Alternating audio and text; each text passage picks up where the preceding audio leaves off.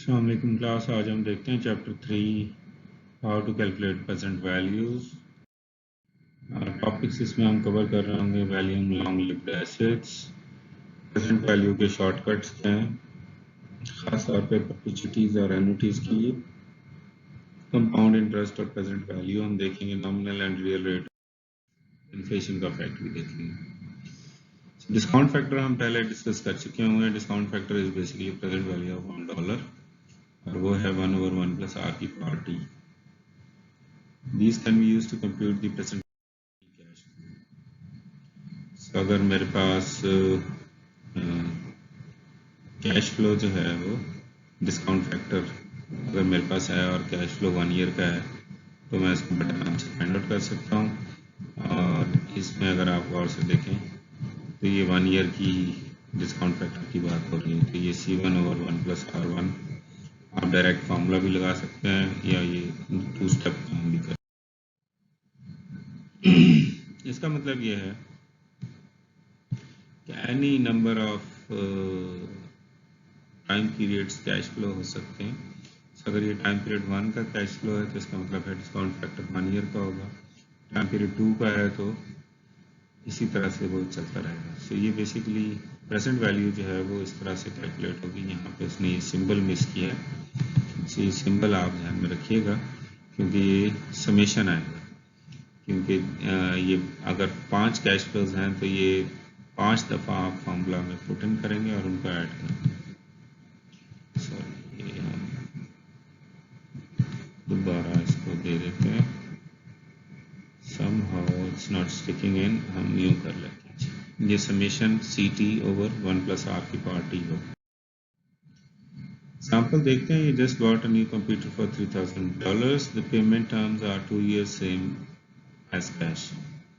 If you can earn 8% on your money, how much money should you set aside today in order to make the payment which is due in 2 years? So आज कितने पैसे आपको side पे करने हैं? ये basically आएगा 3000 divided by 1.08 interest percent और 2 years जो वो टाइम था। सो आज आपको जो पैसे साइड पे करने हैं इसके लिए वो 2572.02। So present values can be added together to evaluate the multiple cash flows, जैसे हम अभी बात कर रहे थे समेशन। सो फर्स्ट करें, आपको उस वक्त की ज़रूरत पड़ती है जब आपके कैश फ्लोज डिफरेंट हो। पहले साल का 100 है, दूसरे साल का 200 है। सो अज्यूम करें कि आप इनकी प्रेजेंट वैल्यू फाइंड आउट करना चाहते हैं। तो ये जो 100 है वो 1 ईयर बैक आ रहा है और जो 200 है वो बेसिकली 2 years बैक आ रहा है। ये भी देखिएगा कि दोनों टाइम पीरियड में इंटरेस्ट रेट डिफरेंट है। यहाँ 7% है, यहाँ 7.7% है। तो आपकी जो प्रेजेंट वैल्यू है वो डिफरेंट आएगी 265. सो सी को एग्जांपल को हम देखते हैं। पहले साल में हमें मिल रहा है 100, तो ये एक साल पीछे आएगा जिसकी वैल्यू बनती है 93.46 और इसको हमने कैलकुलेट किया 7% से। दूसरे साल वाली जो है वो आपकी बन रही है 200 और आपने इसको 2 साल पीछे लेके आना है तो आप 200 डिवाइडेड बाय 1.077 का स्क्वायर लेते हैं। इसकी प्रेजेंट वैल्यू 172 आती है। इन दोनों को ऐड करने से 265. अब अगर हम एक और एग्जांपल देखें, given $2, one received a year from now and other 2 years from now. ठीक है, एक आपको अब रिसीव होता है और फिर 2 साल बाद रिसीव होता है। Value of each is commonly called the discount factor. So R1 जो है वो आप अज्यूम कर रहे हैं 20% और R2 7% कर रहे हैं। तो आपका बेसिकली डिस्काउंट फैक्टर क्या आएगा? 1 डिवाइड बाय 1.2 की पावर 1, तो ये आपके पास ये आ जाएगा, और ये 1.07 की पावर 2, तो ये आपके पास आ जाएगा 0.87। है वही $1, लेकिन पहले साल में उसकी वैल्यू 0.83 है, दूसरे साल में उसकी वैल्यू 0.87 है। उसकी वजह यह है कि दूसरे साल में इंटरेस्ट रेट कम हो। So, इसको अगर हम एक प्रैक्टिकल एग्जांपल के साथ देखें, assume that the cash flows from the construction and sale of an office building is as follows. Given a 5% required rate of return, create a present value worksheet and show the net present value.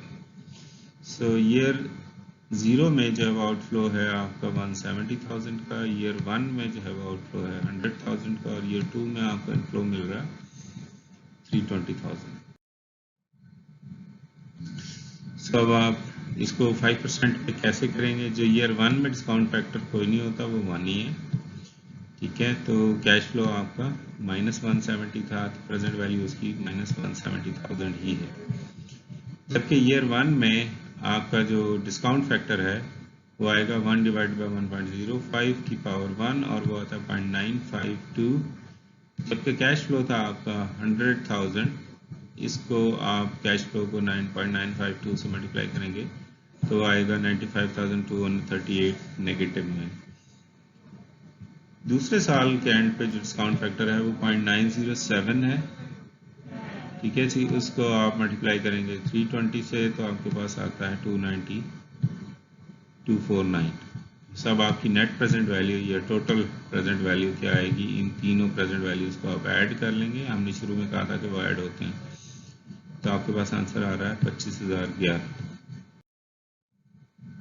सो इसी example को हम इस तरह से भी देख सकते हैं। देखें ये जो 170 है ये तो वहीं खड़ा है, तो इसलिए टाइम 0 है, आपके पास आंसर वही आएगा। जो 1 लाख था उसको 1 साल पीछे लाया तो हम ये आंसर आ गया, और 320 को 2 साल पीछे लाया तो 294,29 आया, और नेट प्रेजेंट वैल्यू हमारे पास 25। शॉर्टकट्स की बात कर लें। Sometimes there are shortcuts that make it very easy to calculate the present value of an asset that pays off in different periods. Those tools and these tools allow us to cut through the calculations. जैसे perpetuity का element है पहला, financial concept in which a cash flow is theoretically received forever. Forever के लिए हमारे पास जो formula है present value का वो है C/R। सो C/R में से रिटर्न का अगर फॉर्मूला निकालना हो हमने तो cash flow divided by present value, cash flow divided by present value, या हम इसे C/PV भी लिख सकते हैं। सो ये PV अगर इधर आ जाए तो हमारे पास R इधर आ जाएगा, तो इसका मतलब प्रेजेंट वैल्यू आएगी C/R। ठीक वही चीज़ है वो आपकी प्रॉपर्टी की यहाँ पे उसी तरह से हमने लिखी cash flow divide by discount rate, यानी कैश। इसी तरह आपकी जो है वो एन्युटी जो है वो आ जाएगी आपकी। सो एन्युटी में अगर आप देखें तो एन्युटी में आपके पास जो थीम था परपेचुटी जो फर्स्ट ईयर पेमेंट थी उसके लिए आपके पास फॉर्मूला था C/R। T+1 में अगर आपने पेमेंट करनी हो तो आपका फॉर्मूला ये हो जाता है C/R × 1/1 + R⁴ T, और अगर आप 1 to T तक जाना चाहें तो आपका फॉर्मूला ये बनता है C/R - C/R, ये जो फैक्टर है आपके पास, यानी इन दोनों के डिफरेंस है, क्योंकि ये था एन्युटी अनलिमिटेड टाइम पीरियड तक परपेचुटी था, तो परपेचुटी में से हम लिमिटेड टाइम पीरियड वाले फैक्टर को माइनस कर दें तो हमारे पास फार्मूला आ जाता है C/R × 1 - 1/1 + R⁴ T से आपका एन्युटी का फार्मूला बन जाता है प्रेजेंट वैल्यू। यानी इसको आप फिर इस तरह से भी लिख सकते हैं C/R को, C को आप बाहर आने दें और सिर्फ आप ये, क्योंकि इंटरेस्ट फैक्टर आपका अलग हो जाएगा तो ये 1/R - 1/R × 1 + R⁴ T, ये प्रेजेंट वैल्यू ऑफ एन्युटी का फार्मूला हो जाता है।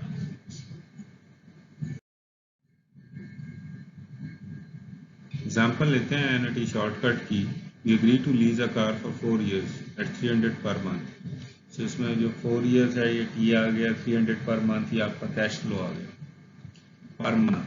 अब यहाँ पे टाइम जो है वो अगर आप देखें तो टाइम तो 4 years है, लेकिन यहाँ पे एक और फैक्टर आ गया आपका कंपाउंडिंग का फैक्टर पर मंथ का एलिमेंट है, तो साल में कितनी इंस्टॉलमेंट्स आपको पे करनी पड़ेंगी 12, तो एन यहाँ पे 12 होगा।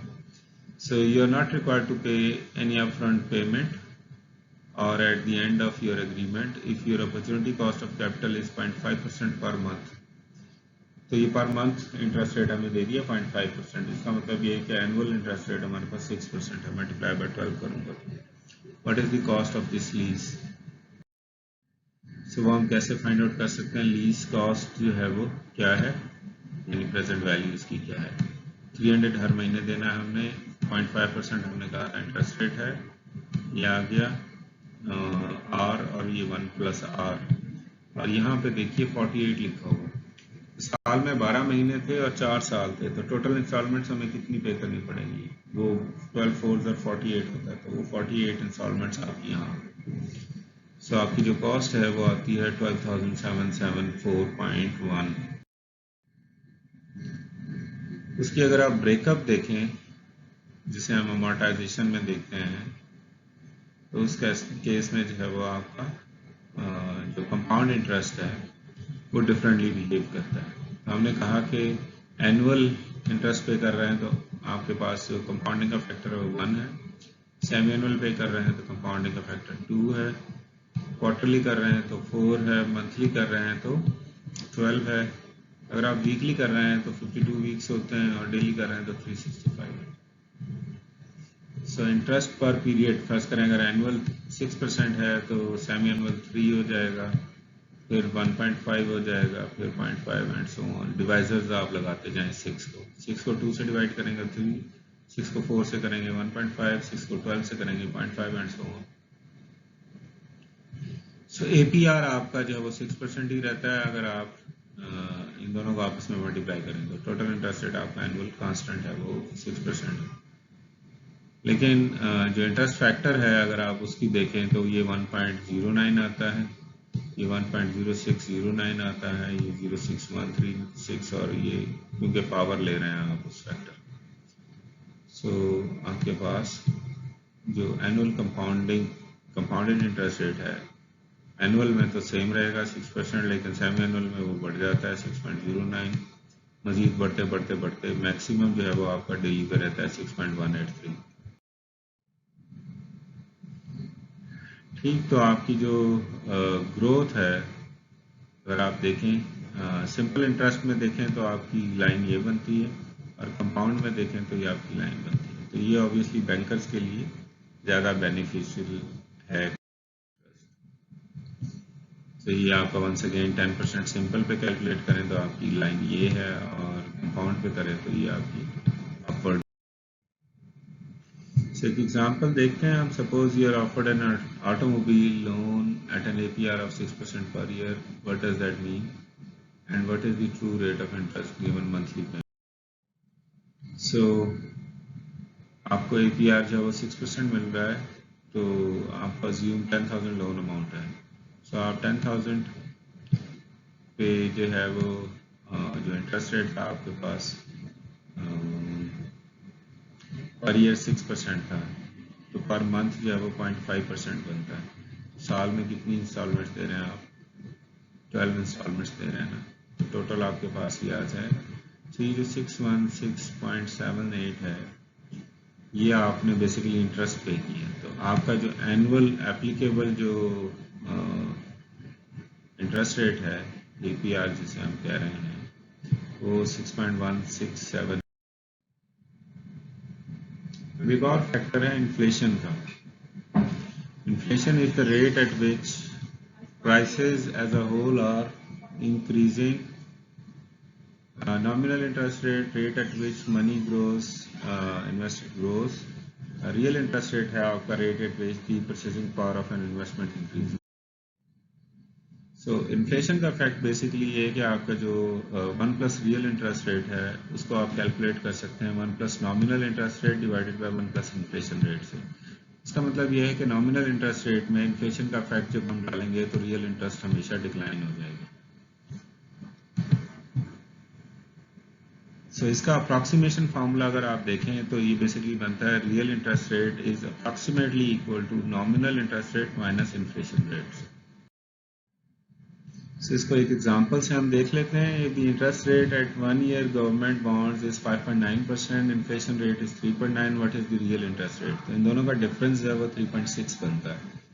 सो अगर हम फार्मूला से करें तो 1.025 यानी 2.5% हमारा रियल इंटरेस्ट बनता है, और अप्रॉक्सीमेशन के जरिए अगर हम करें तो ये 2.6। So, अगर आप इसको एक एग्जांपल से यूएस इकॉनमी की देख लें पिछले 100 साल की इन्फ्लेशन से, तो आपका जो रियल इंटरेस्ट रेट है वो अप एंड डाउन जो है वो होता रहा है due to the inflation. Okay जी, that's it for today. Take care. अल्लाह हाफिज.